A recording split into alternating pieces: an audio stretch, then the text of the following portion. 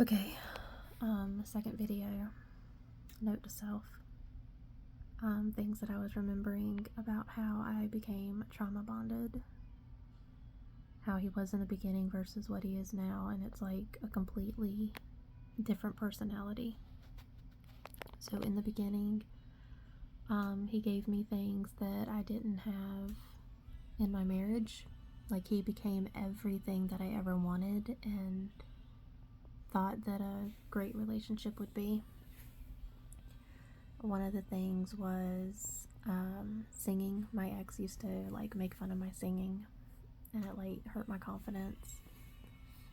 And he would literally lay in a empty tub and listen to me sing while I was in the shower. And he did this several times. I could sing in the car, I could sing whenever, and he would never say anything. It's like he enjoyed it. And he would take baths with me. I enjoy baths. And he would join with me so that we would like have this bonding time and like wash each other and stuff.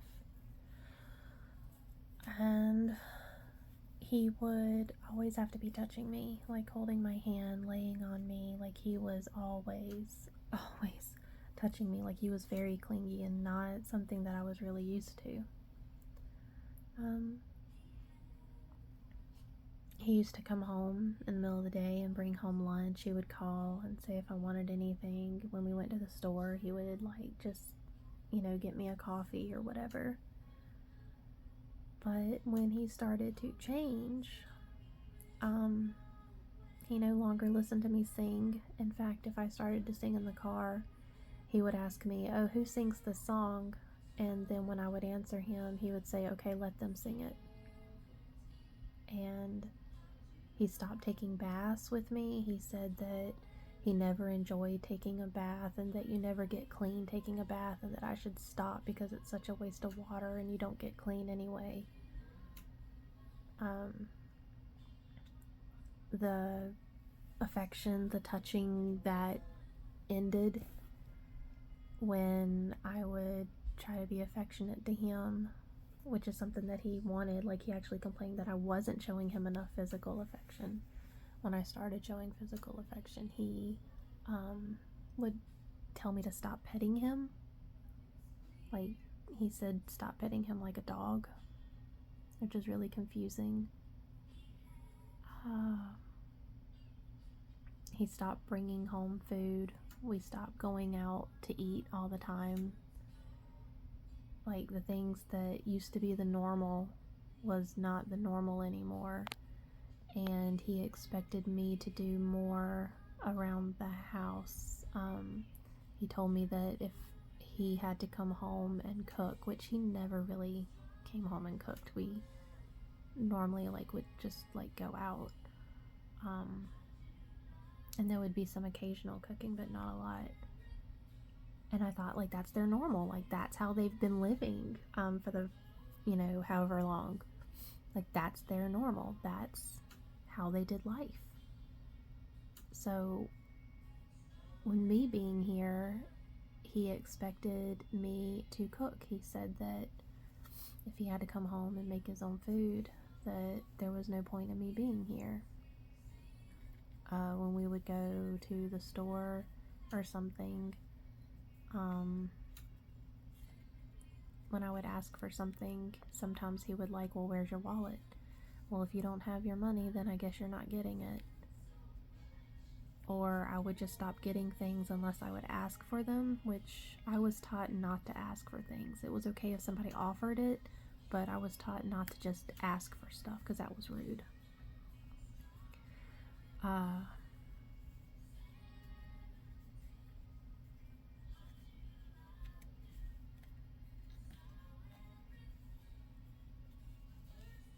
can't think of the other stuff.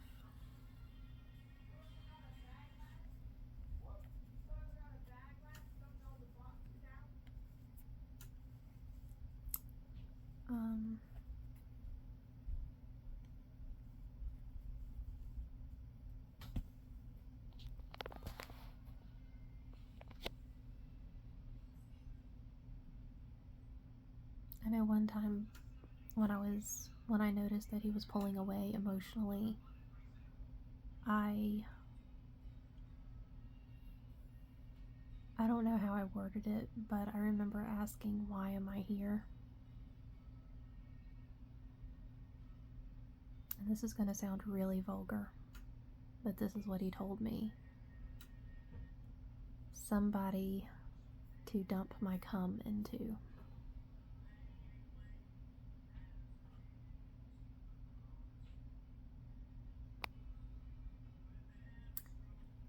I never, ever would have put up with something like that. Never. He had said some things pretty bad about 6 months, 8 months into the relationship. It was probably 8 months. And actually, it might not have been that long. I'm not sure. It wasn't. I can't remember how long it was, but I know he said some bad things.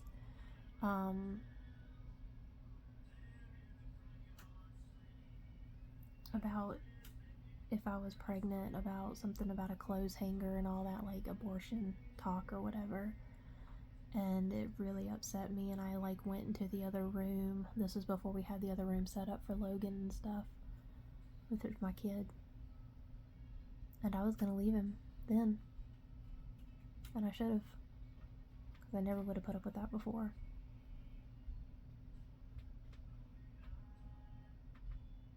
There were so many different things that normally I would have never, ever have put up with. But that trauma bond, what he did in the beginning and how he made me feel, it made me feel something that I didn't think I was ever going to feel again. And I trusted it because I thought it was real. And when he started to change, I started to think it was my fault because he was telling me it was my fault. He was saying his actions are a reflection, or is a reaction to me. It's a reflection of what I'm doing, a reaction to my actions, I guess. I don't know. There were things that he would say, try to gaslight me. He lied about going and doing things with the girls that I would ask about. He said, oh no, they didn't go four-wheeling, because I would want to go, but he went without me. And then he lied about it, but yet I found the change of clothes that he told them to bring that was all muddy and stuff from four-wheeling, but he said that they didn't, so he lied about that too. He's lied about smoking, which is a huge deal breaker for me. I don't do smoking. And he literally lit up a cigarette at the house the other day.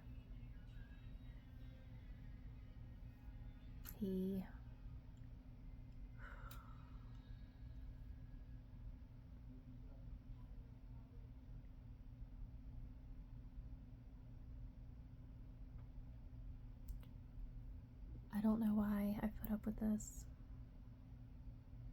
Normally I would not have. I would have left, and I should have left.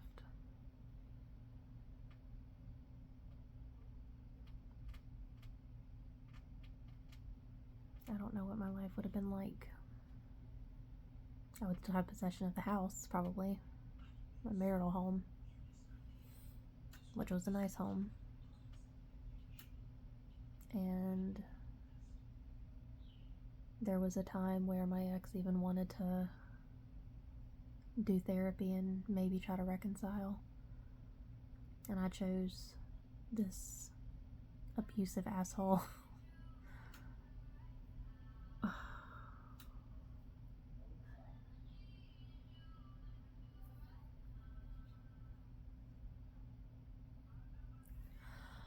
I don't think it would have been a good idea to go back with my ex. Maybe. I don't know. But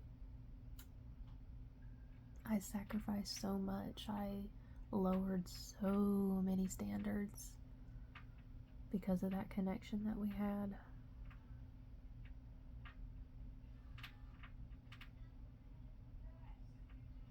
I felt pain every time he hurt me. And then I got relief every time we would make up. When the relationship would be okay. Like, I got that relief.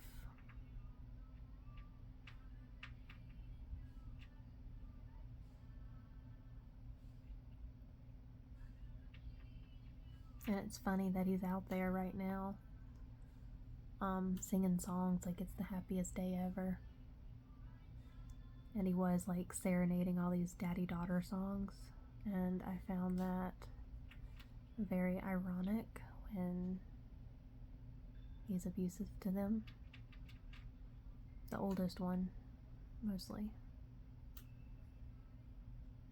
Smacking them back and forth between his hands. Kicking her. Popped her in the back of the head loud enough that everyone outside started staring at us. I actually left. We were coming back from a beach trip, and I actually left with Logan to go home that day. I had planned on leaving him for good that time. I tried to leave, but my nerves and my body just needed that relief again.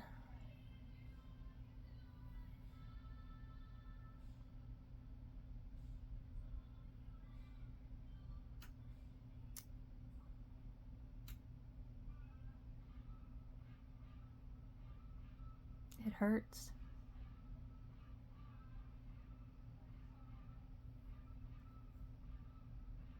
I see him for what he is. I know what he is. I've been known.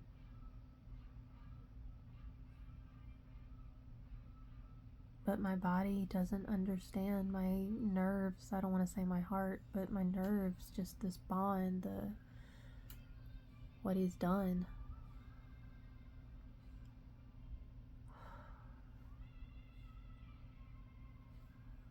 I don't want to move in with my parents.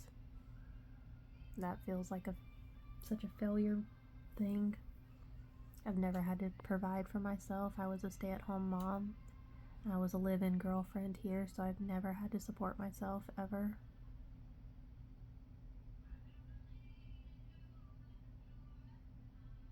I don't know if I've got the energy to do it or the motivation. That's just not, call it laziness, call it being overwhelmed, maybe it's ADD.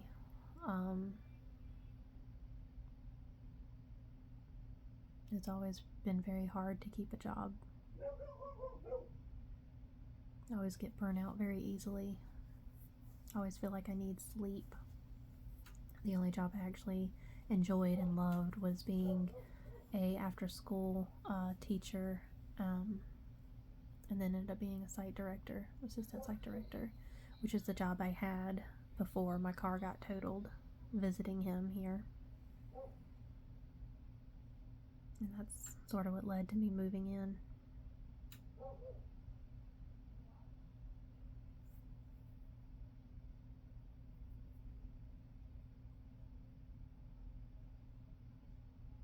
It took, I don't know how long it was for him to say the first few hurtful things that I should have left, but I really started to notice the cruelty at about 8 months. Dragging me across the house, locking me outside. He did it once when I just got out the shower, so I was like naked. Driving me, dropping me off at a hotel. Driving like he was gonna take me to my mom's house, and then taking me back home.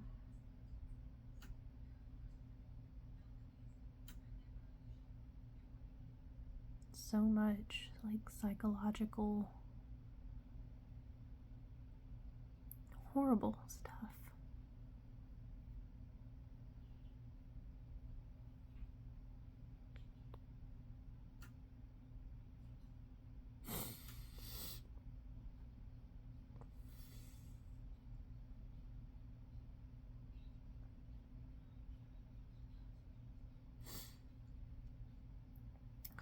One night we were at Walmart and it was our weekend with the girls, and I was asking about dinner plans because I'm expected to cook now, so I was trying to figure out what the plans were going to be, like what I was going to cook, because he really loves to just buy random stuff, and then I have to make these miracle meals out of the random things he buys. And then if I get anxiety because I don't know what to do with these random ingredients, he tells me that my mother's failed me, or that how stupid I am, and how it's easy to just put something together and just whatever. So I was trying to figure out what we were going to do for dinner for the weekend, and I was given suggestions, and he said, no, I'm not buying anything like that. I just spent all this money on the random stuff. And I said, okay, well, I know that we've got chicken. What about just getting like some shake and bake stuff? And he's like, no, we've already got that. And I was like, no, we don't have that. He's like, there's breading in the cabinet. And I said, oh, can I put that in the oven? And he says, no, you fry it. And I was like, oh, I've never fried chicken. But I guess I can try. And he like flips out on me again with like, my mother failed me and you're stupid, you don't know how to do this and that. And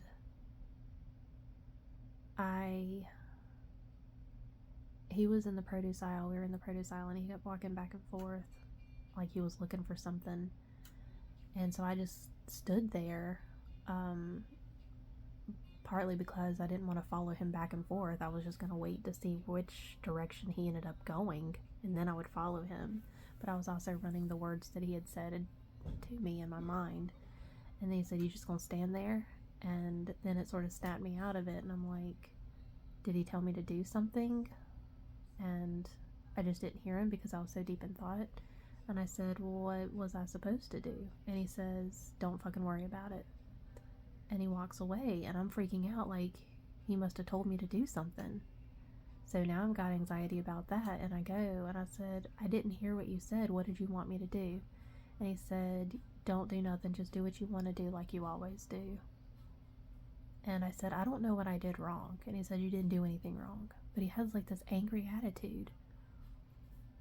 So then we go to check out, and I said, well, let me bag the groceries so I don't get fussed at for not doing something. And then I get all the bags except for 2. His daughter got 2 of them. And I took the cart. I had the cart behind me. And I went to put the cart up, and they just kept walking, like they didn't wait up for me or anything. So I put the cart up, and I went to go catch up with them. I put the groceries in the back of the car. His daughter put her groceries in the back, and she closed the trunk door.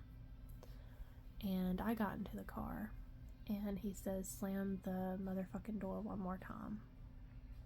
And I said, I didn't shut it any differently than what I normally do. And he says, yeah, you did, and you also have an attitude, and slammed the back hatch. I was like, that wasn't even me, that was your daughter. And he's like, I'm just so sick and tired of you guys thinking you can spend money hand over fist. And like, he just goes on this tangent. And at this point, I've already been fussed at for trying to plan meals for the weekend for the family. I've been fussed at for standing still. I've been fussed at for slamming a hatch that I didn't even do, and then slamming the car door, which I didn't do. So I'm like in over mode, like almost panic attack, and I'm like trying to breathe, and I'm just like trying to zone out. I am just trying to regulate, and he's like going off. And on the way, when we get into the yard, he has 2 dogs, and one of the dogs was like in the yard, as it normally is, like wagging its tail, happy that we're home.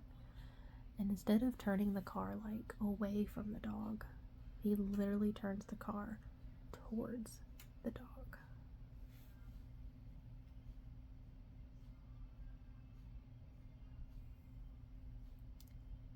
He hits the dog. The car goes over the dog's body and like scrapes. We're in the van, so it like scrapes in the middle of the van, and we hear it yelp, and the girls are like freaking out, and I'm like preparing for the dog to be like really like bloodied or mangled. I don't even know. Like, I'm just preparing for like this worst scenario. And he gets out and he gets the dog out from under the car, and the dog is like limping. There's no blood or anything. And I get out and I get upset, and I like was saying, how dare you, how like you just ran over the dog, like you literally aimed for it, like how could you do that? And I don't even know what all I was saying. I was just like upset. And I don't know if he pushed me first or if I pushed him and he then pushed me in return, but I know that I had a bruise on my shoulder from where he had pushed me or hit me. And he had his face, like, or he had his fist like held back like he was gonna hit me in the face. I said that if he put his hands on me that I was gonna call the law, and he told me to get off his property. He told the girls to go inside and lock the door, and then he left in his truck. And I went, thank God the girls didn't lock the door, and I went inside and I comforted the oldest one, told her that the dog seemed okay but we could take him to the vet the next day. And then I went to the youngest one and I held her and was crying and told her that the dog seemed okay but we could take it to the vet the next day. I called my mom to tell her about what happened.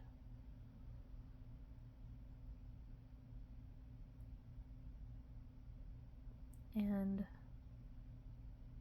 he comes home like 2:30. Everyone's still waiting up for him. They end up going to bed. No explanation, no apology, nothing. Just everyone acts like nothing happened. And even the next day, like nothing happened.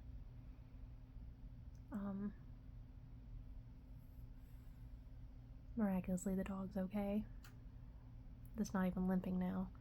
And I know I prayed so hard. I prayed so freaking hard that night. Mostly for the girls' sake, but I didn't know if there was internal injuries that had been done to the dog and it was going to end up dead days later. But I prayed so very hard. And now the dog's okay. And I don't know how. Like, it has to be God, because the weight of that van and going up and over the body and the scraping along the side, like, there's no way that that dog should have been okay. And it is.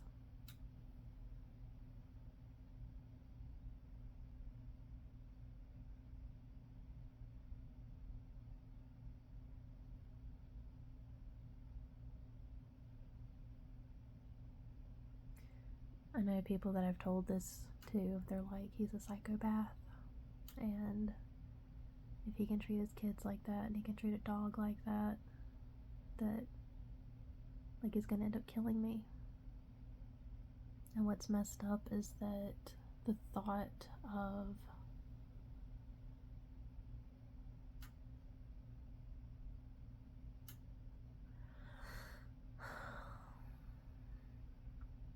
in this particular moment, I don't feel it. But I know when the anxiety gets bad and I get overwhelmed, the thought of dying is a relief than it is to have to deal with everything. But in this moment, I don't feel like that.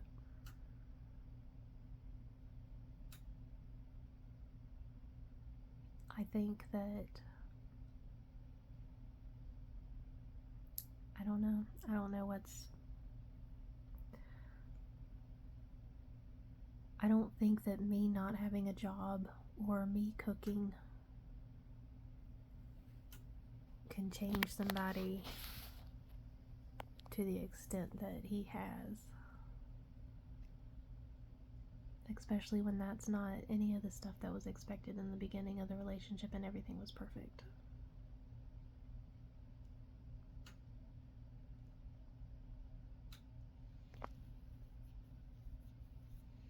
I know I did things that weren't good. I tried to push him away. I spiraled when I started feeling those love connections, those attachments, the things that scared me, and I should have listened to my gut. I should have just... My warning sirens were going off, and I didn't listen. I let him... I believed him.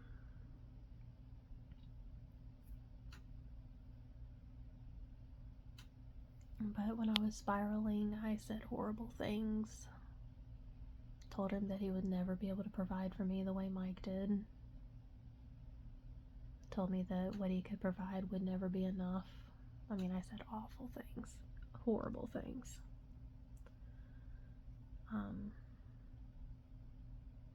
I started, I was talking to other guys, but I wasn't like, it wasn't in the sense of, it was like friends. I wasn't talking to them in a way that, like, I was trying to date them or be, flirty or anything like that. But I knew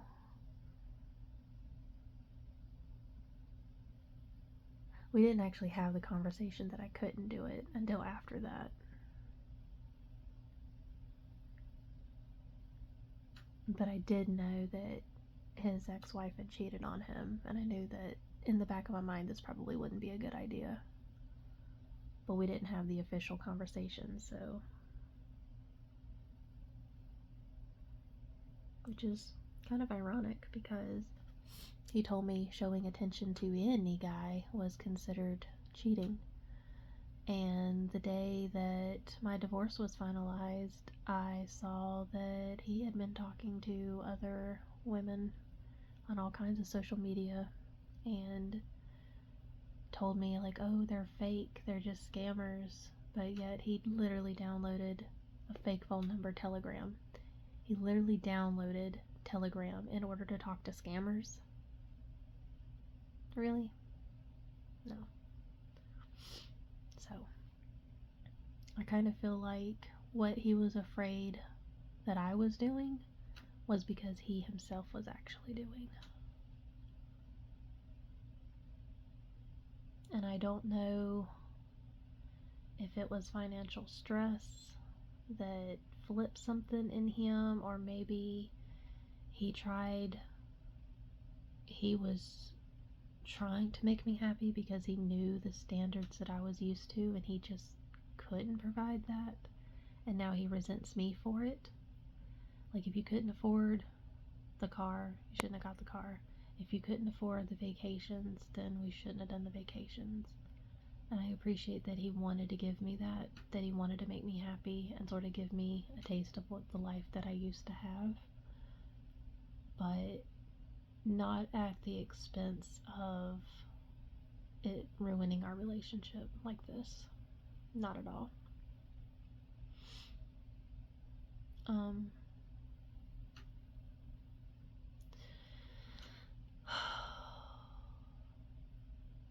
I know that he's got childhood trauma, but so do I.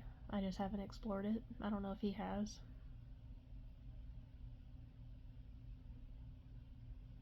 And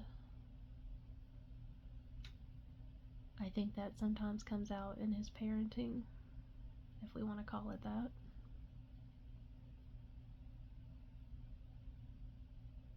I don't know. I just don't. I know I'm not innocent in this. It definitely takes two to end a relationship. I know there were things that I could have done better. I could have been more understanding about. But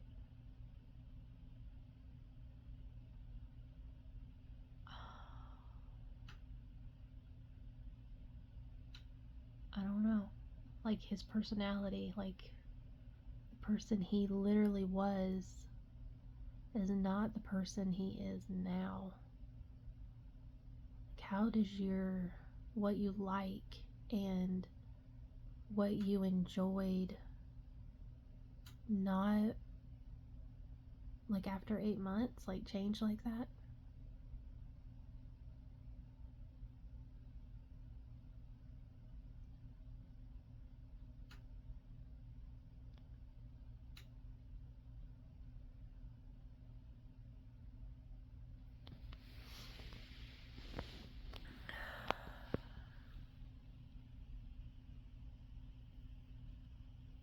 I don't know if things, I don't know. I don't know if I could trust.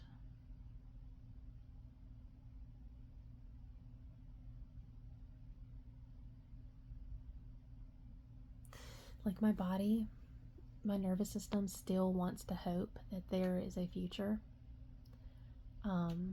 That I can work on my things that I need to work on, and he can work on the things that he needs to work on, and that there could be hope for the future. But if logically, if I think about everything that he has done and the way he's made me feel, even like trying to communicate, like, hey, this is what I'm feeling, this is what I would like from you. And there was no, like, he wanted me to keep doing stuff, but then I wasn't getting anything from him. And when I would be upset or when I would cry, like, he just had no care at all. It just didn't faze him a bit. Even tonight, like, he was singing a love song, and I asked him, you can listen to that and not feel anything? And he said yes.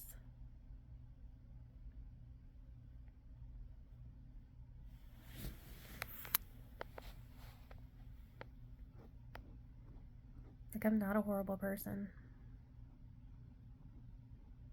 I don't know, like, in his mind, he thinks I am, I guess. He doesn't understand me. When I even tell him exactly what is happening or what's going on, it's like he has his own narrative and he won't believe what I'm telling him. My dog, my ex had my dog at the house, and he said that I needed to take her back with me, and that if I didn't, he was going to take her to the pound. And that is not okay. That is my dog. So I brought her back with me.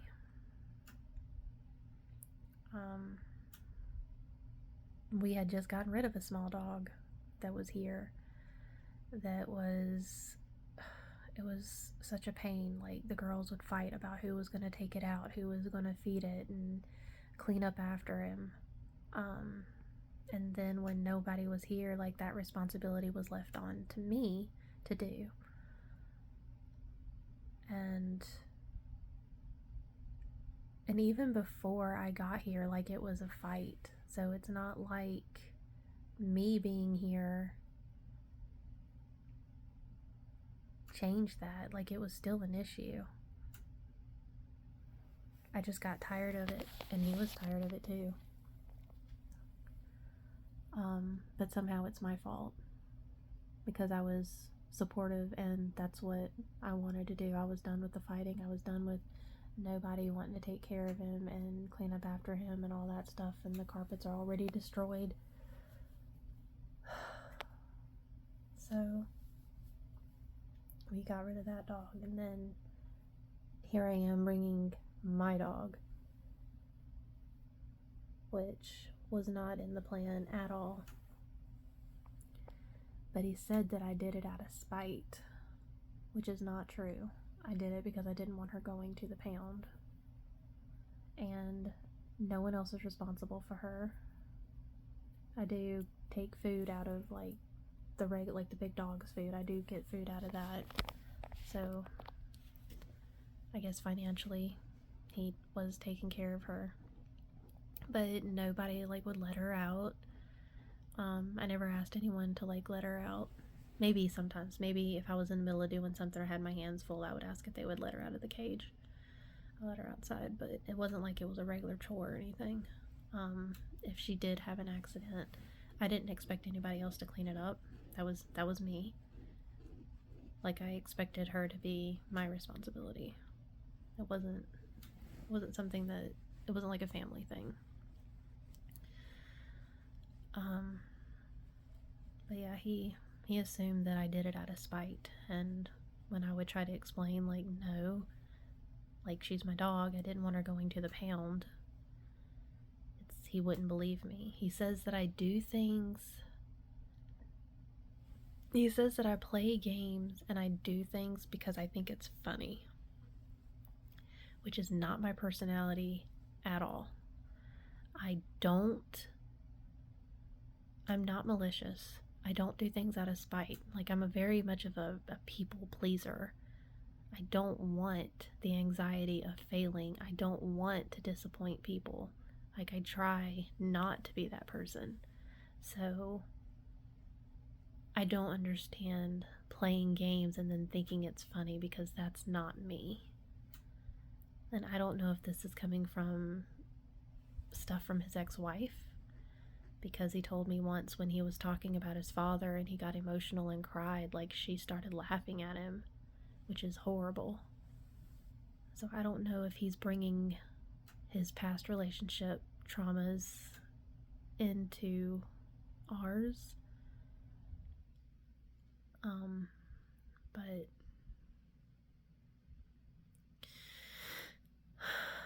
I don't know.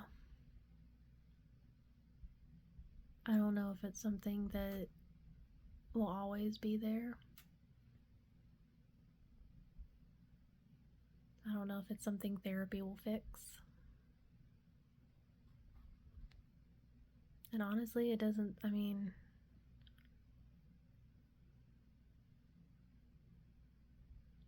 once I heal from this, I don't know if I am going to want it again.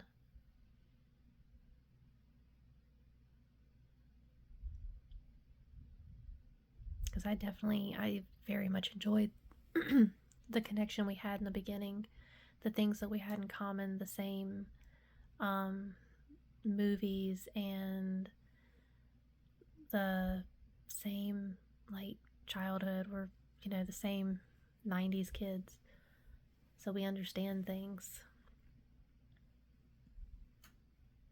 It was an intense, quick bond. But now I don't know if it was genuine or if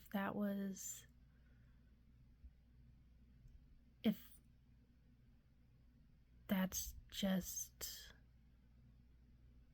like his personality. Like, they are this person that you need them to be in the beginning, and then when things get real or whatever, maybe their warning signs go off, they start changing. I think it's called avoidant, or there's a lot of narcissistic things that line up, but I think avoidant is more, I don't know. It could be a little bit of both.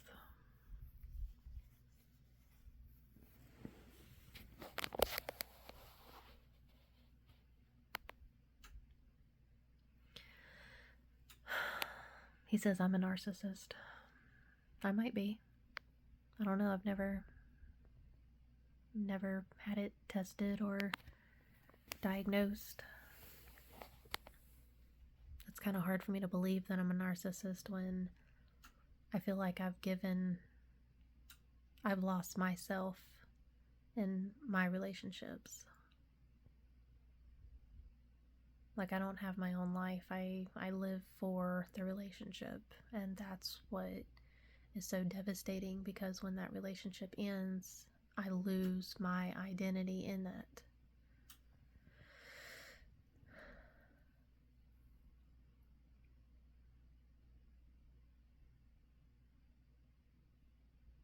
I was finally getting my self-worth back and happy when I met this guy. I had a job I absolutely loved. I had the upper hand. I had the house. Well, Mike was still there, but I was in the house at least. I was seeing my son every day.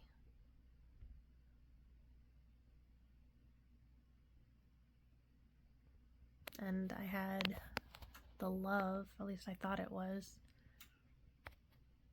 with this guy. Everything was perfect. And then I risked it all. I bet everything on this relationship. My car got totaled. I moved in.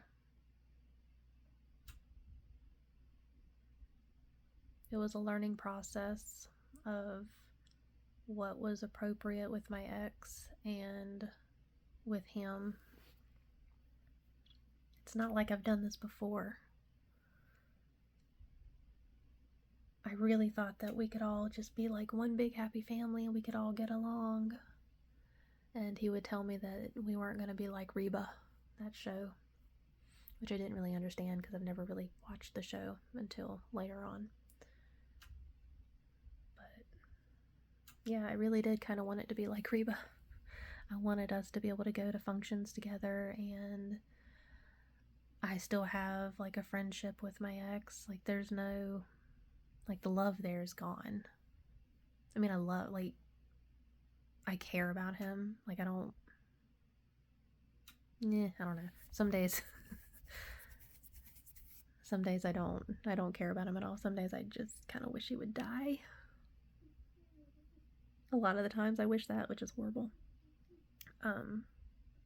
But I did, when I was in a good, happy place with my relationship, I really thought that we could be friends and co-parent and everyone get along. I even wanted to do that with his ex. Like I really wanted to have a relationship with his ex, or like a friendship with his ex. Like I would talk to her. I would send her pictures of the girls. Like I tried to have a friendship, and then she did some like crazy stuff about like trying to friend my ex and talk to him. And there was like some lies that she was telling, saying that her phone was hacked and all that, which if your phone was hacked, you're not going to friend someone that you have no connections to. But anyway, so then I felt like I couldn't trust her, and when I would see how her and my boyfriend was acting,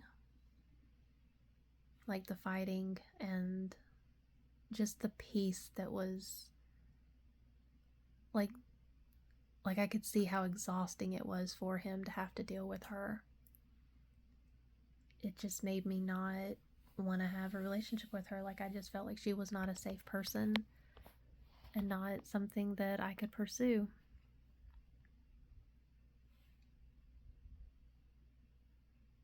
But I still tried to have a friendship with my ex. That didn't work out at all. It played on insecurities, thinking I was going to cheat.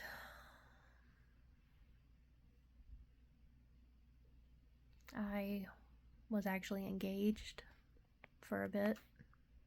I don't know for how long. I don't remember how many months it was. But I got engaged, I think, at like 6 months in the relationship, and I went to go meet my son halfway,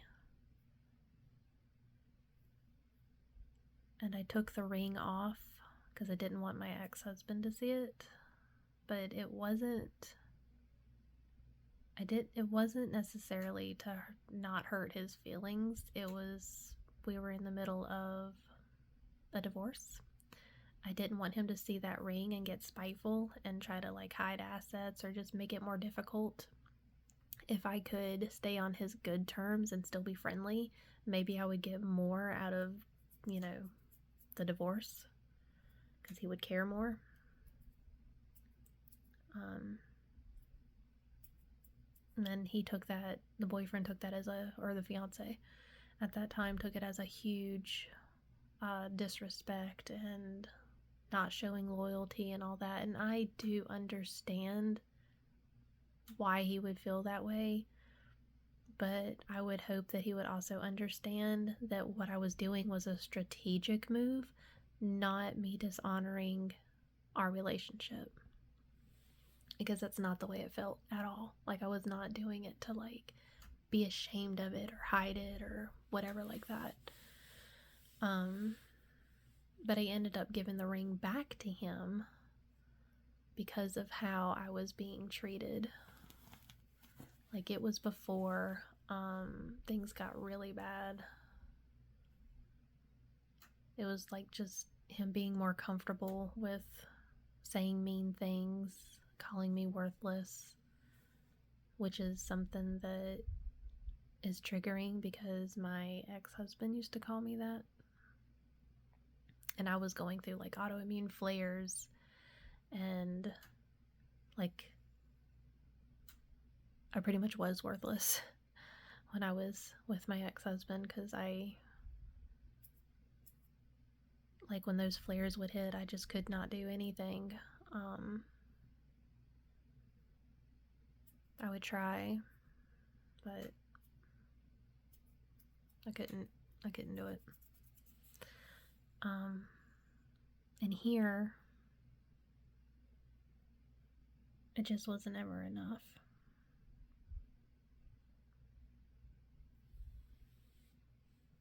Like, I'm not used to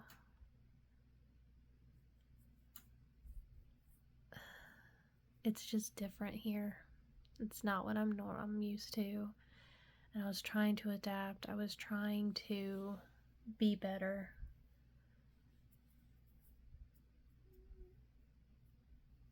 And I don't think he understood how hard it really was for me.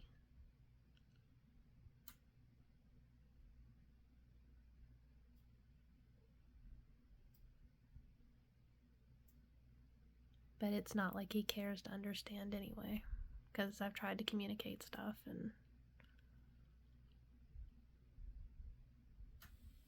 he doesn't care.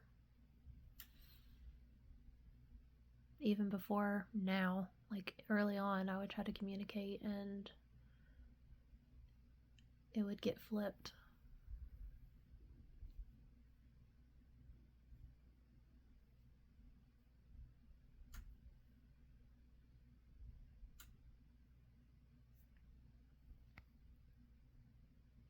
I want him because it's what's familiar,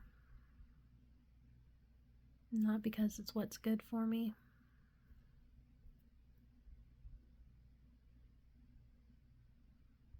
I want to call it love, but maybe it's not love. Maybe it's this trauma bond, because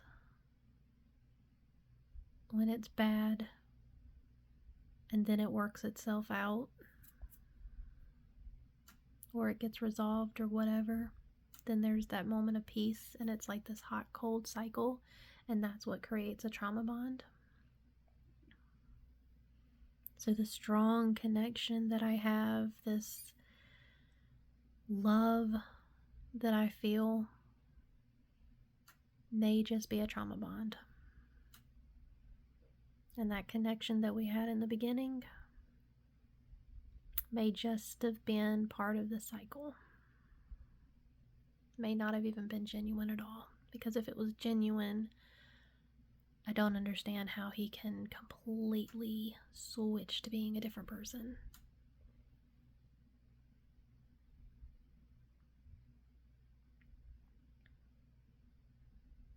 It's not like I don't do drugs. I don't drink. Like, I don't have a bunch of piercings or like a whole bunch of tattoos. Like, I'm pretty normal. I don't do things out of spite. I don't do things maliciously. I don't like people lying, that's for sure. Lying is definitely a huge, like, deal breaker for me. Lying and smoking, which both he has done.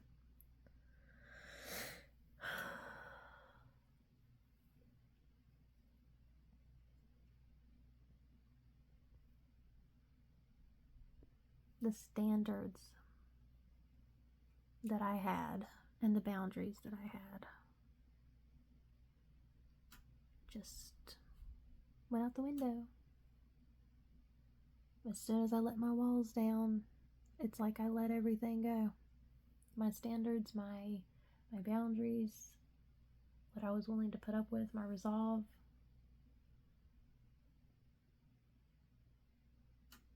I had planned on being in this for life.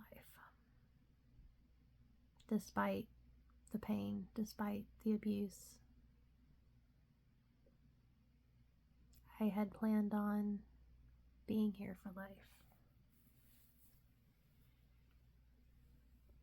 And I think deep down, like, those warning signs that were going off very early in the relationship when I was trying to push him away, they still would creep back up when he got my stuff from Leland. So I never really felt like home here. Washington is more like farm towns, like there's really nothing here. Kind of reminds me of Martinsville, except it does have the Pamlico River, which is like from the coast. So I did like that there was like a waterfront. And there was like a little bit of a coastal vibe here. But it's still mostly farmland. I'm used to Wilmington and Leland, which is a little bit more fast-paced, got more things going on, more opportunities, easier to find jobs. And apparently the people are different because there's a lot of misunderstanding, like with his mom and with his brother. Like the things that was always okay my entire life is not okay here. Like, I thought maybe it was just his family, but he says that's how people are here.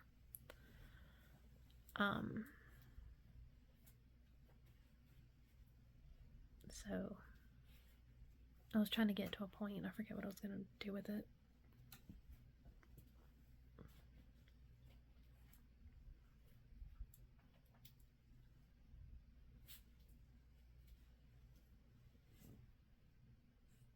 Something about warning signs. Oh, yeah. Okay, so my warning signs were still going off. When he went and got my stuff from Leland, it was because I wanted to start doing my crafts again. I thought maybe if I started doing my crafting in my business that I would start feeling more like home. Because this place does not feel like home. Washington does not feel like home, and this house does not feel like home. I felt like this is where Josh and his ex-wife, had their life. I wanted our own life, which also was something that he discussed. Like, he was looking for houses, and that was something that we were going to do together, which did not happen. Which I don't know if that was gaslighting or what that was about. I know that we looked at houses, but that was probably just to keep the illusion alive, maybe. So he went and got my craft stuff, and when we were packing, I didn't want to take as much as he did, because I knew the space that I have here was not as big as the space that I had in Leland, and there's no storage here in the house, so I really didn't want to take more than what that space could handle. But he did bring a bunch of stuff. And it sat here for the longest time. Like, I had trouble figuring out what I wanted to do with the space, but also just unpacking. Like, I wish I would have listened to my intuition. When I tried to push him away, I wish he would have just let me push him away. When he said those hurtful things about the clothes hanger, I wish that I would have left then. When he went to get my stuff in Leland, I should have put my foot down and be like, no, I'm only taking this stuff here. Like the stuff I absolutely need to do my business. And then unpacking, like I should have listened to all these signs. It took me the longest time to pack. I literally had to take like one box a day and try to unpack it because it just didn't feel right. And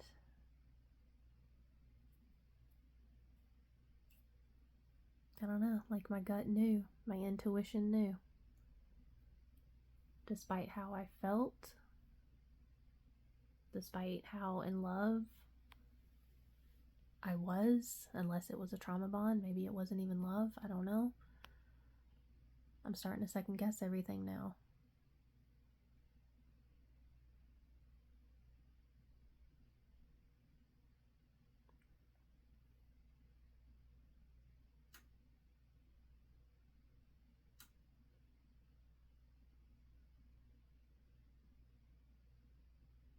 I tried leaving several times, and I always ended up coming back.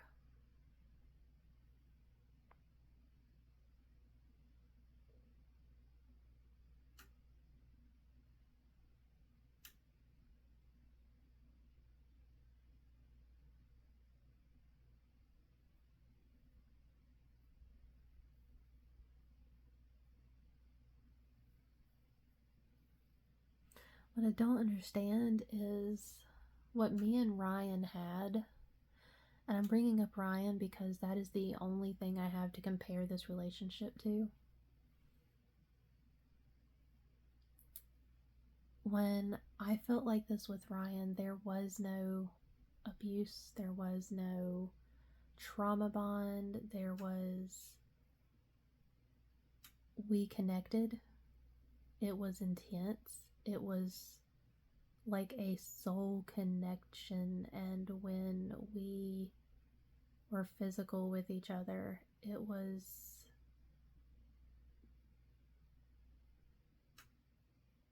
I have no words. Like, I don't know how to describe what that was like. It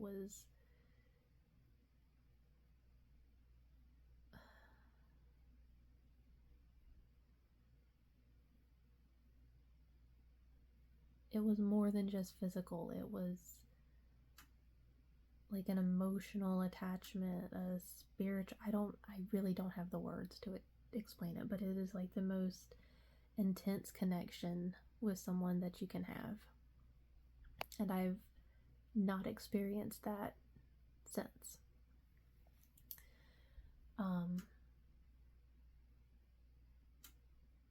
Never felt it with my husband, not even close. Nope, not the love and the connection that I had for Ryan.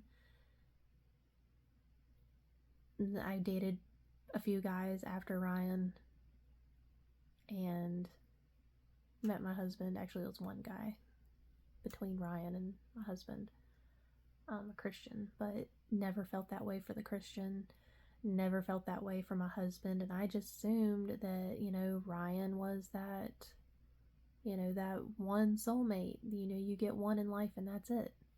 So I never expected to ever feel that way again. So all my other boyfriends, I never held them to the same standards as Ryan because I was never going to find that again. Every relationship is supposed to be different. So when I started feeling the same for this guy as I had felt for Ryan, it terrified me. Absolutely, horrified me. Because I didn't want to go through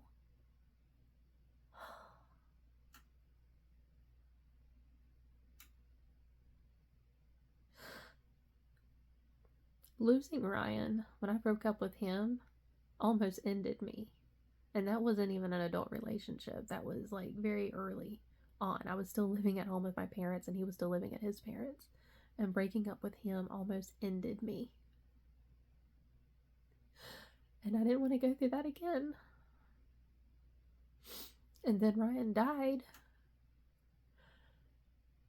And this guy is a firefighter, so I was terrified that it was going to either end in a breakup or it was going to end in his death. And if I felt that kind of love for him, I was afraid of that kind of pain happening. Which is why I tried to self-sabotage the relationship so that I wouldn't have to feel the exact freaking pain that I am going through now. Except now, I am older and more mature, and I can analyze more.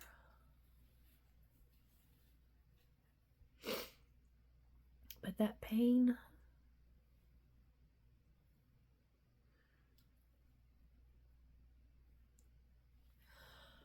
oh, it fucking sucks.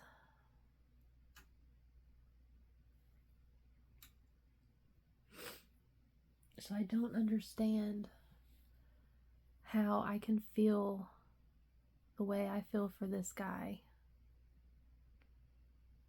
which is very similar to what I felt with Ryan. Because I genuinely loved Ryan, without a doubt. I still love him, and I always will for the rest of my life.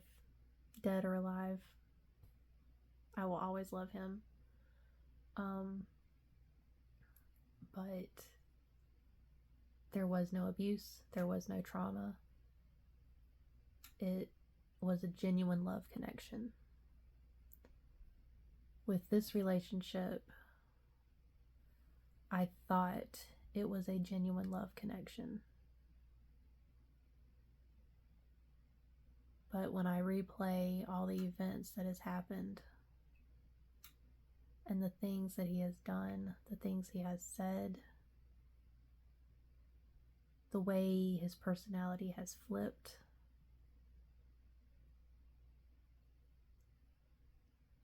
how do I know if it was a love connection or if it was a trauma bond? Because everything that I have seen online, everything that I have heard from therapists,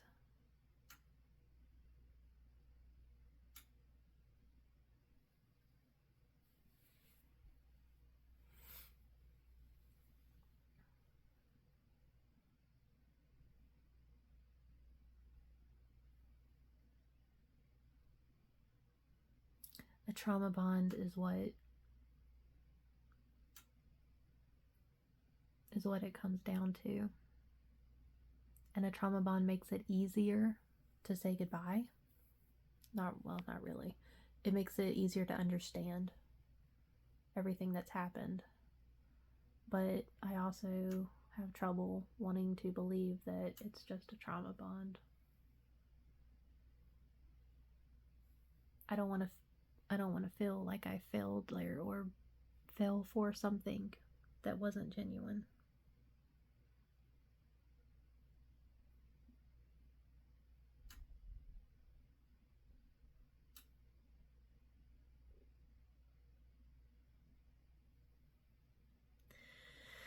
And I know it's going to get so much worse. I'm still in my familiar surroundings. And not only am I going to be out of my familiar surroundings, I am going to be in a place that I really don't want to be. So that's double negatives against me. Plus just dealing with healing from the heartbreak and the breakup.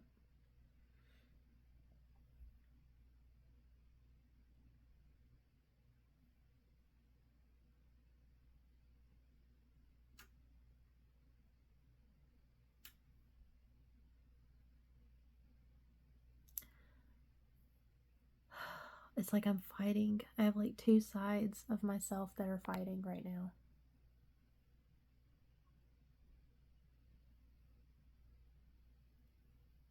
I have the girl that is broken, like broken.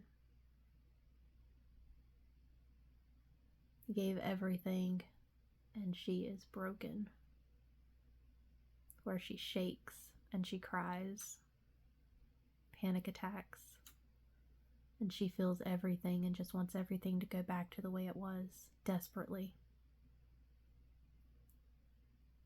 Willing to do whatever it takes, no matter the abuse, just wants it all back. And then I have the other side of me that's like, fuck him. Like, fuck, like, everything. Look what he's done to you. Look at the person that you've become being with this person. Because I never would have put up with the stuff that I've put up with, ever.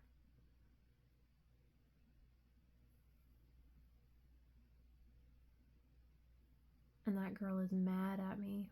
That side is mad that I allowed everything to get as bad as it did when I should have left a long time ago.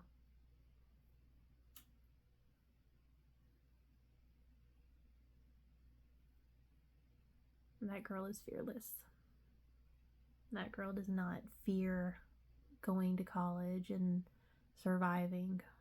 That girl just wants to, fuck the world and live for you. That girl doesn't come out much. But I feel like she might.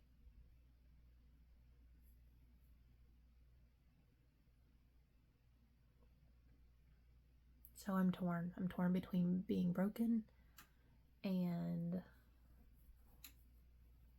just being pissed off.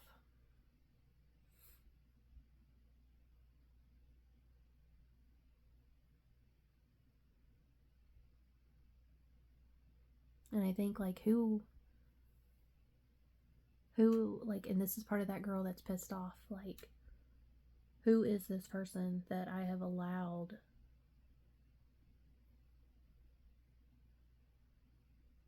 to hurt me like this? Like, I have romanticized this person like he's the greatest person ever. Like, he's so good and he does all these great things, but no, he's not. He's just a person. And there are some pretty bad qualities. Like, I've just overlooked it.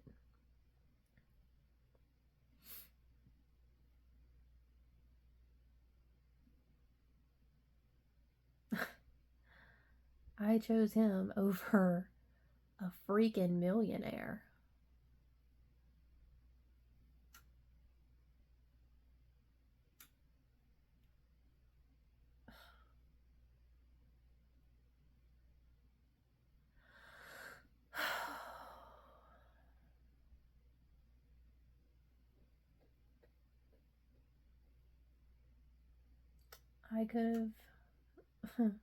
I could have really have destroyed.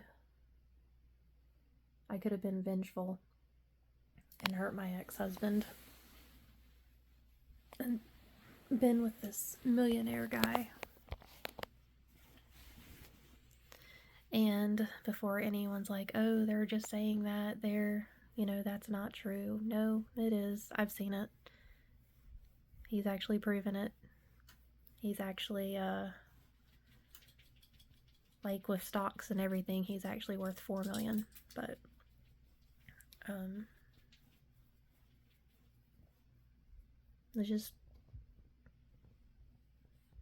there was a connection, but it wasn't as strong as what, this guy and I had.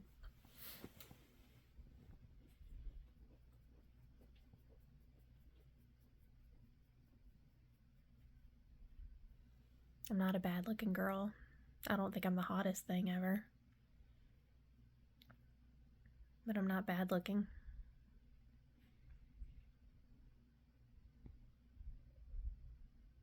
There are a lot of guys that are interested in me a lot of old friends, which I know that some of them got blocked and deleted, so I'll have to go find them again.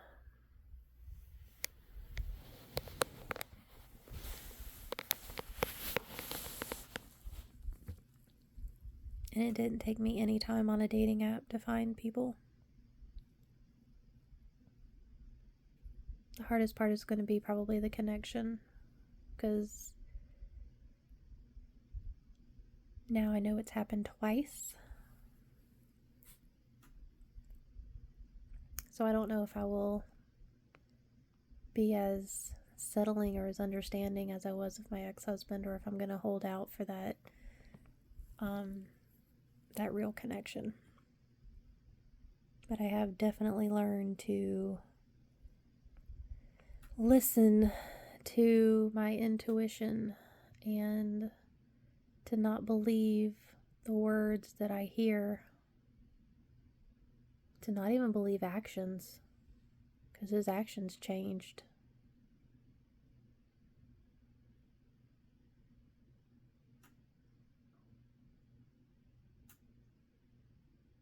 So do I wait 8 months to see if these people change when I date again?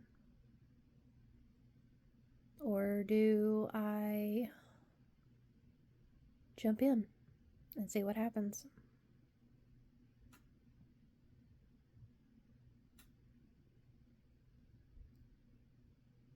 I mean, honestly, the way that he's acting right now, the way he just has no care, no feeling, the way he was talking to other girls and had a secret Telegram thing. I mean, for all I know, he's got a girlfriend already. And that's why he's wanting me out so quickly, is because he's ready to move on with this new girl.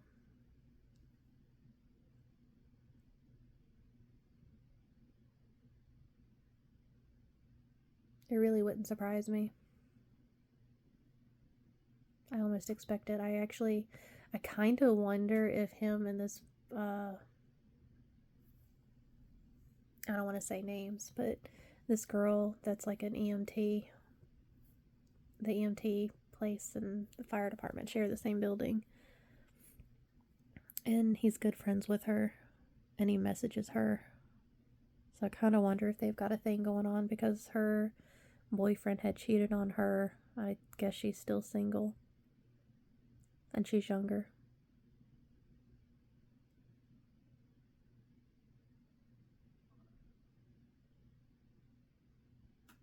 She's bigger than me. But she's still cute. His ex-wife is bigger than me, so I mean, I guess, like, I don't guess he really cares about that.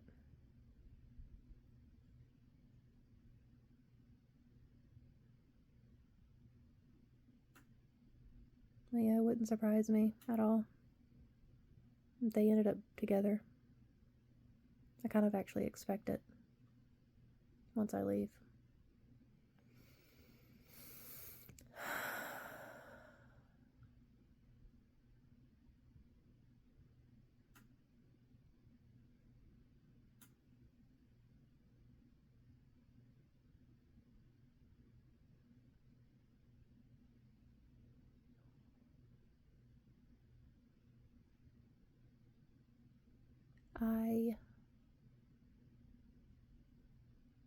I am going to do what makes me happy, as the therapist has told me to do. Because I keep thinking about, oh, well, this will hurt his feelings, or this could ruin a future together, or whatever else. You know what? No. No, no, no. I think that there's... And I might change my mind later on, but in this particular moment, I think that there has been too much damage done on both sides, that there is no coming back from this. Because I've already seen his true colors. And apparently he's, I guess, seen mine, which is not to his liking. So I just wished it would have happened a lot earlier when I didn't get, so it wouldn't have hurt as bad. But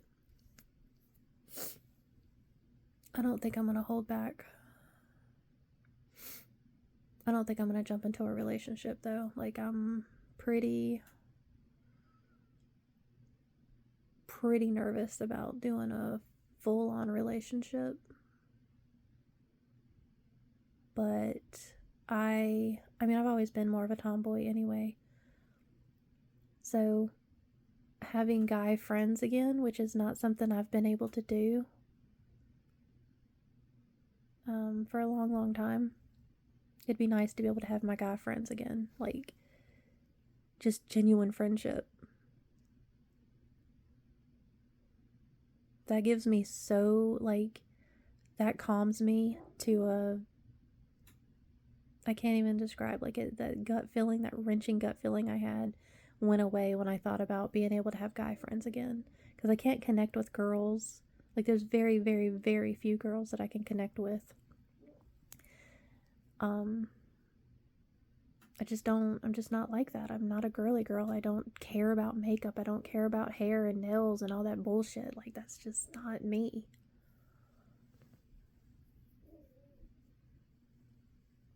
I'm looking forward to having fun again. Being closer to the coast. It's like 20 minutes away from Atlantic Beach. I do not look forward to being at my parents' house at all. But I am looking forward to meeting friends and being able to go out on the beach, do the inner tube, where you anchor the inner tube out. And you just sort of like float around in the water. And being able to laugh and be myself. Not have to worry about me being rude or disrespectful or somebody misunderstanding me. Fuck that. Like, this is that angry girl coming out. Fuck that shit.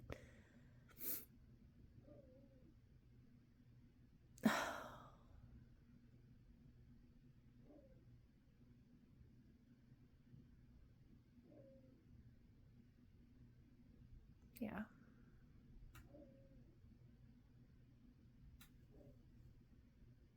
I'm gonna be able to actually find my happiness again.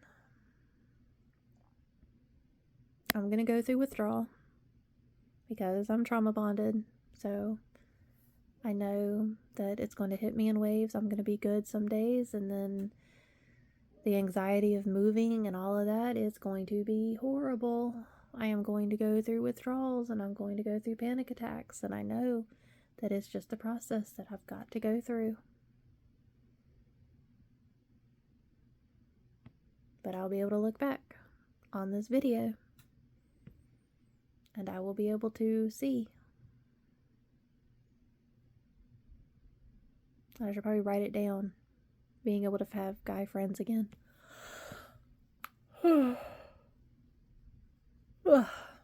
I've never had friends with benefits before. I don't think that's something I want to do. It's very, like, slutty. But I also don't want that to be the reason why I rush into a relationship. But my gosh, like, what do I do? Like, it's such a thing for me. And I enjoy it so much. But only with somebody that I'm bonded to, though.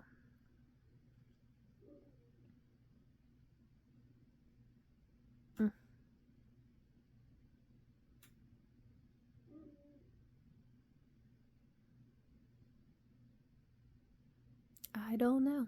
I don't know what I'm gonna do about that.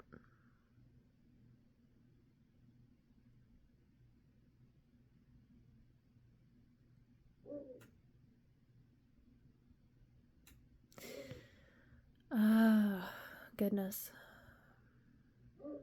Maybe I can bond with a friend. Maybe I can actually do friends with benefits. Who knows? I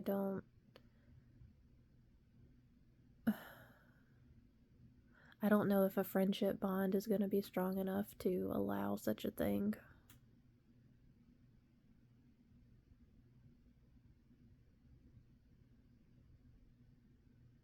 I don't know.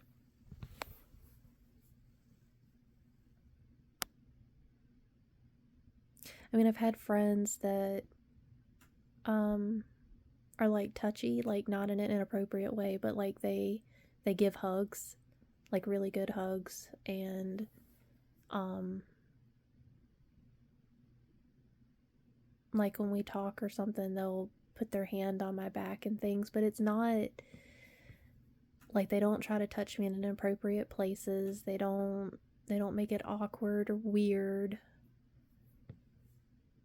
So if I can have that kind of physical connection with someone, like as a friend, then maybe that'll pacify the need for wanting sex. Maybe. Because I need physical touch. Like, that is a very core, basic need for me. So if I'm getting hugs and, the occasional touch or whatever from guy friends, then that might be enough to pacify me.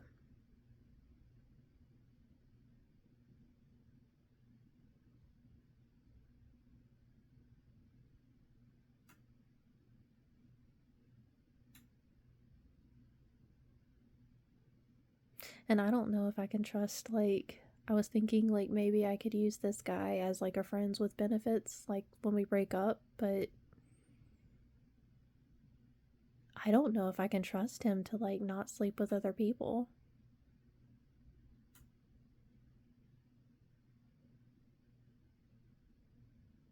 Like, I don't know if I can trust him to be clean once I leave here. I don't think he would do it immediately after I leave. I don't know. I really don't know.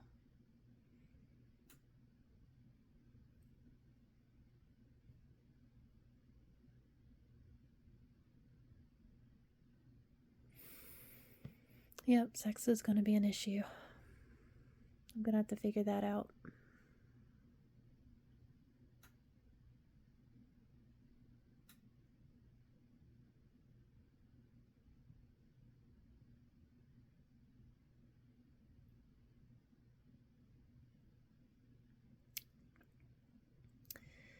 Yep. So, I'll be able to have my guy friends, be able to do things that make me happy, learn new things. I want to learn how to kayak. I guess there's really nothing learning to it, but I just haven't done it. Oh, excuse me. Except for being in a pool at the YMCA and trying to learn to flip myself over. That was a short one class thing.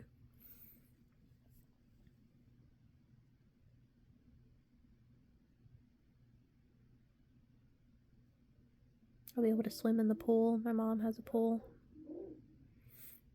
I can go night swimming, something that I've missed. I've missed swimming a lot. In Leland, there's a community pool. So I would go to that with Logan.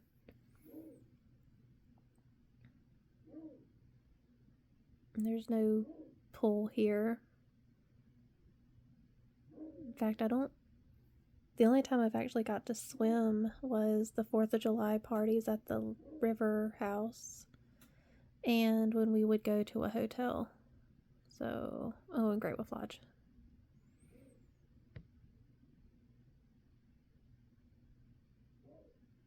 So, vacation and 4th of July.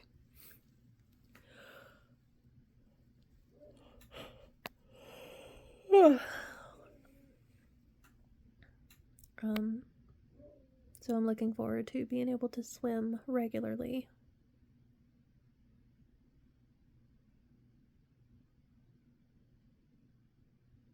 Being on that beach. That's another thing I used to do a lot. Like, I would drive 30, 40 minutes just to be able to go on the beach alone. No one with me. I would just go there and sit and watch the waves and take it all in. I love it when a storm is rolling up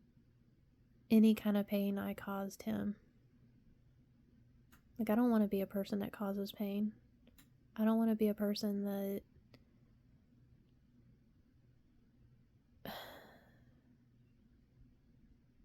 makes you lose peace. But I don't think it's fair that when I'm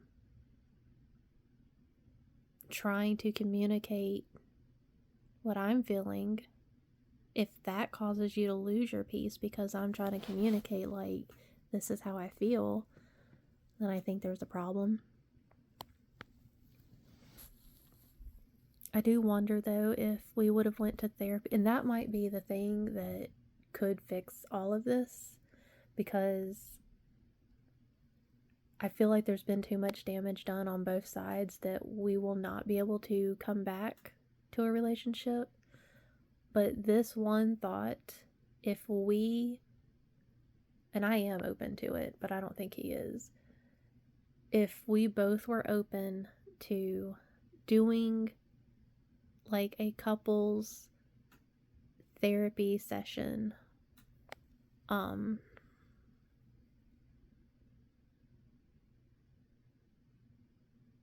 I think that we would be able to make it work. Maybe. Because then it gives me a safe place to speak and somebody to maybe speak his language to where they can take what I'm trying to say and put it into words that he understands, and what he's trying to tell me they can put into words that I can understand, and they would give us like ways to help the relationship.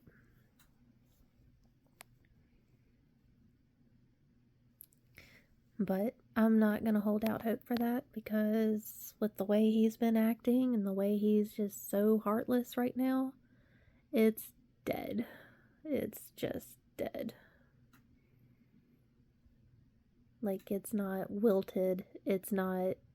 it doesn't need watering. It's just dead. There's no bringing anything back from the dead.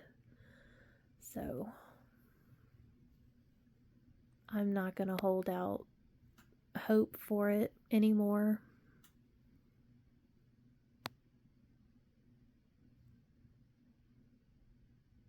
I'm definitely not going to try on my end other than to fix like my own personal stuff.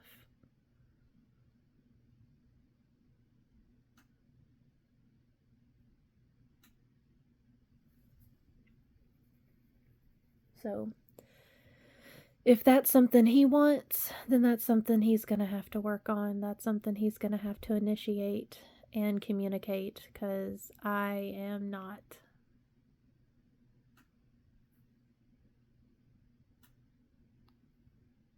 I'm going to do me.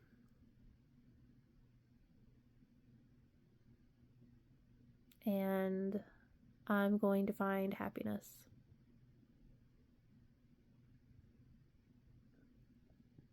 I'm going to do the things that I couldn't do while I was here, and the things that I missed when I was in Wilmington.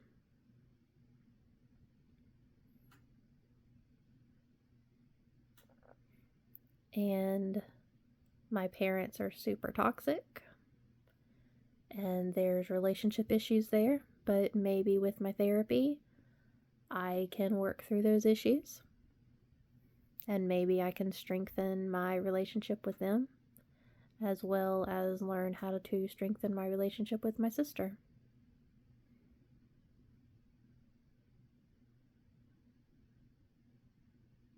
But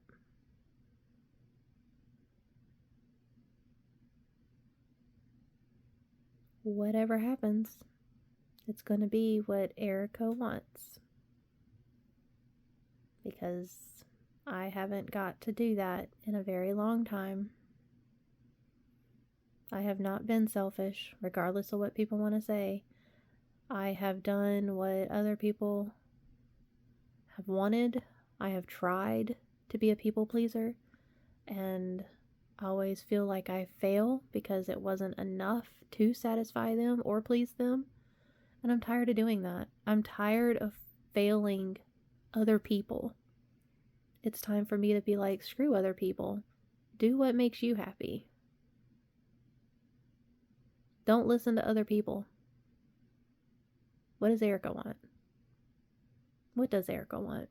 Erica wants the beach. Erica's getting the beach. Erica wants genuine connection with friends. And usually that doesn't happen with girls because they are just ridiculous about stupid, retarded things. So, guy friends.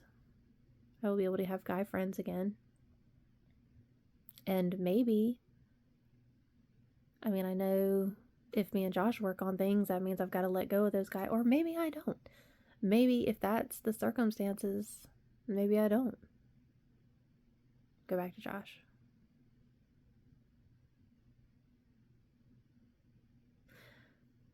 Whichever guy I end up dating, hopefully will have the security to allow me to have my friends.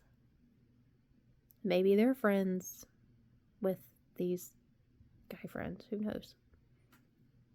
It'd be nice to be able to hang out together and not have the insecurity and the jealousy and all of that.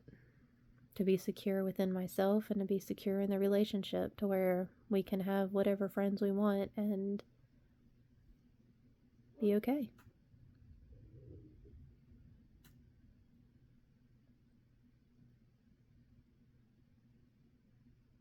Like, it never bothered me that he was friends with the people at the fire department, the girls at the fire department and stuff. It just didn't. It didn't bother me.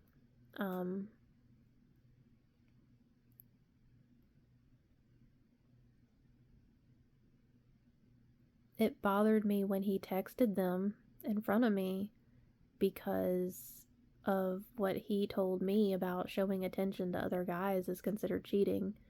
So when he was showing attention to another girl, like by his definition, that was cheating.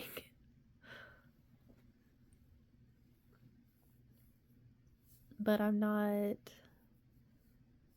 usually not a jealous person unless there is a legitimate reason to feel threatened.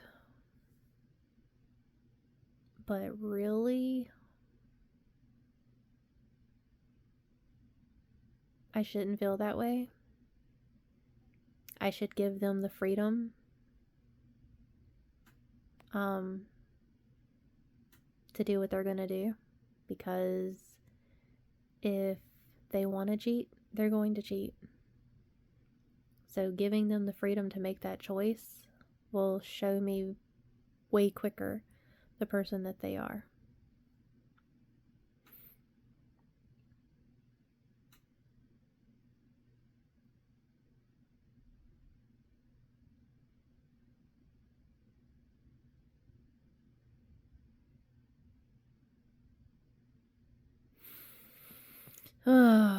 Wonder if I can find someone that wants to go to Universal Studios.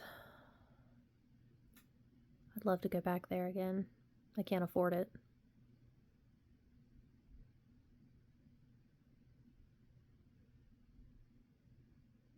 And nice to find someone that could, though, and take me with them. That would be awesome.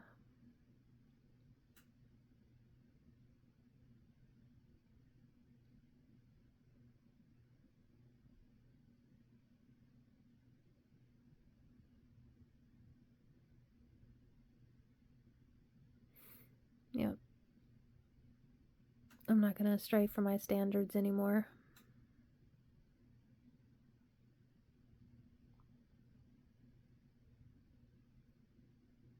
I know the life I want. I knew the life I wanted before I came here. And I chose the connection over what I logically and genuinely wanted.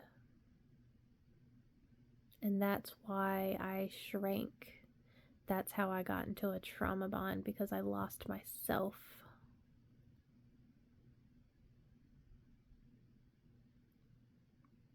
That's why I had such a hard time. That's why I spiraled and had a hard time trying to make this place home.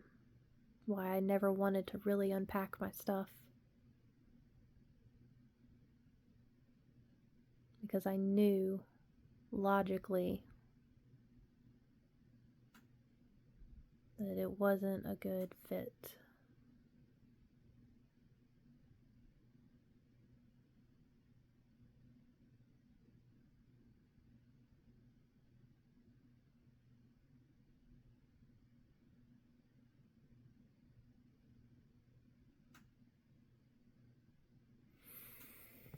And it'll be so easy to find a replacement.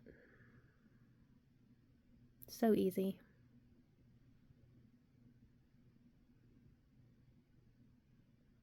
Like instantly. Like I could literally find someone tonight. Well, maybe not tonight. Maybe. Yeah, I probably could. So I don't know why the anxiety is so bad.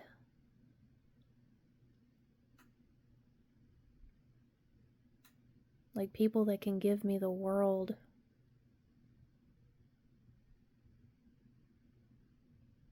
The people that don't care that I don't do anything. That I don't have to have a job. I don't have to perform. Like they're attracted to my personality. Maybe my body. My body might have a little bit to do with it.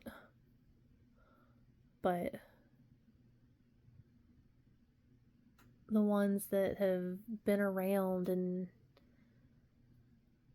know my personality, have seen the kind of friendship and the nerdiness that we have in common and stuff, like the friends that I had.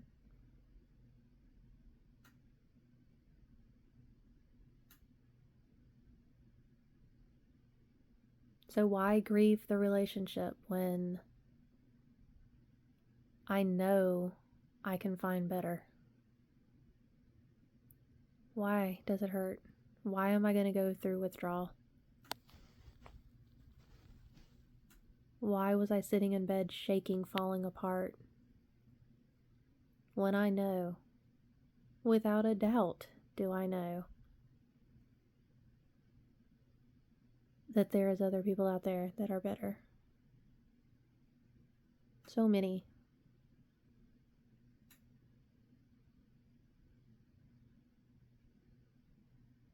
Better looking, bigger junk, more money, more accepting of me who I am.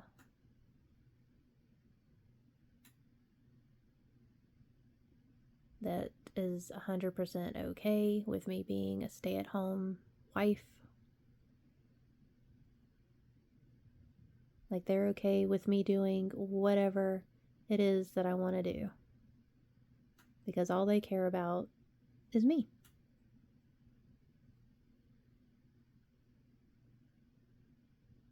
They want what makes me happy. Not whatever makes them happy.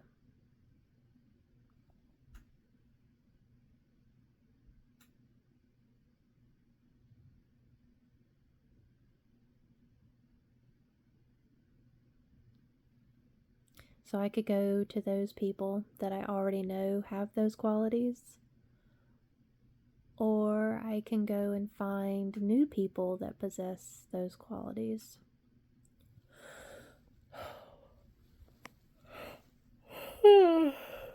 Because now I'm afraid that if I go and find, or if I go back to these old friendships that I had, it's going to be like, oh, well, you were planning this from the beginning, and you were probably cheating on me from the beginning, and all that stuff. Which is not true. But it's probably what he'll think, and it's what it's going to look like. But should I care what he thinks? Should I care what it looks like?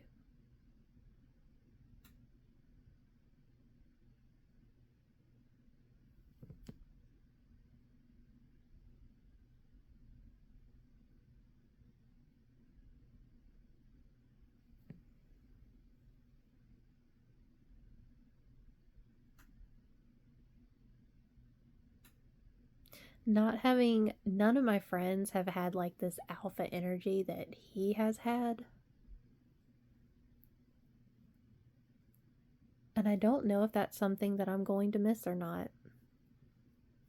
It's something that I really respected. And it's something that in every group setting that I was with him, he was top dog in every single setting. He was the alpha male in every single group. Not once did I ever feel somebody that outdid his energy.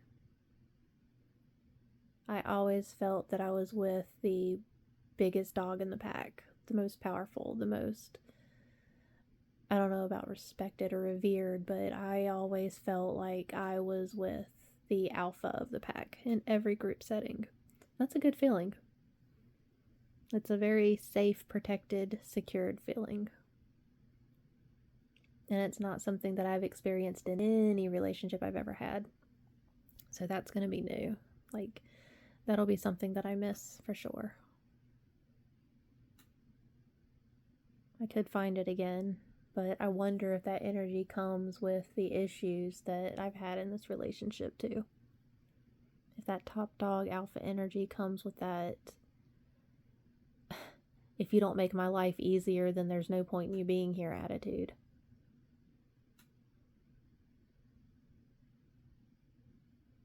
God, what an asshole.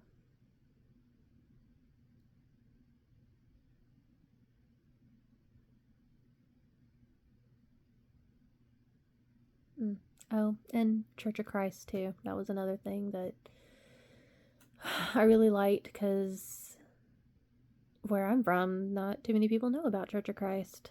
And even though his is a different one, like mine doesn't have musical instruments or anything like that, and we sing just with our voices. It was nice that he knew about the Church of Christ and we believe the same teachings.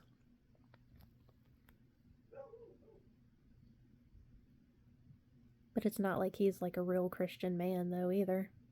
He knows, but he doesn't act like it. Like, he literally goes to church and he gets on his phone. Literally was at church when he was talking to one of these random scammer women. And would go on Facebook and stuff while he's in the middle of church. So, you're not even listening to the lesson.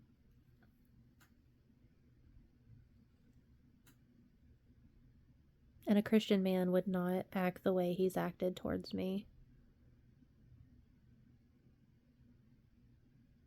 So,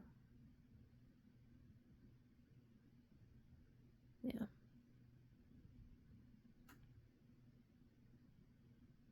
He's definitely not perfect. He definitely has a lot of things he needs to work on too.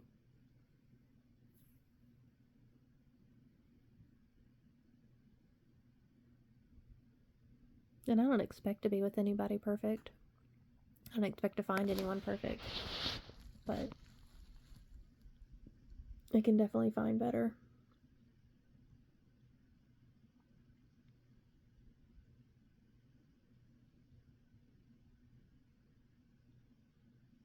There are things that I felt like this relationship was better than my marriage. And then there were things that was in my marriage that was a heck of a lot better than this relationship. Like, Mike was abusive, but Mike didn't do any, like, he would, God.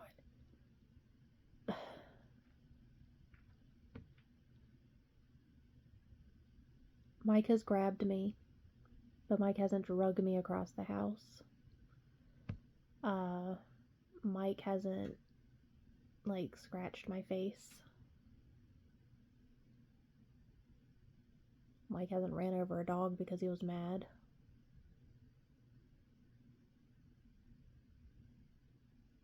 And I literally got a restraining order because he slapped our son. in the way that Josh does his girls. Like, I should have called the cops so many times. And I didn't, because I didn't want to make anything worse.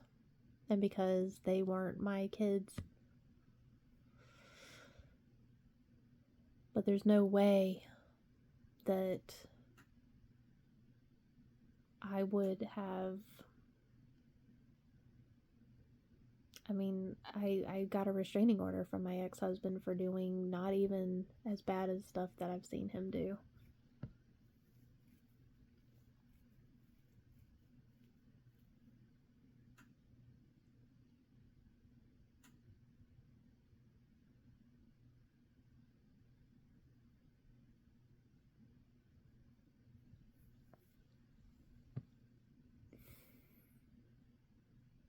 Well,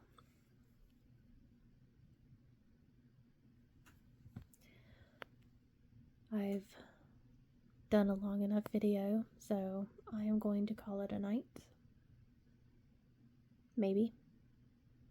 If anything else comes to mind that I need to vent about, I will be back.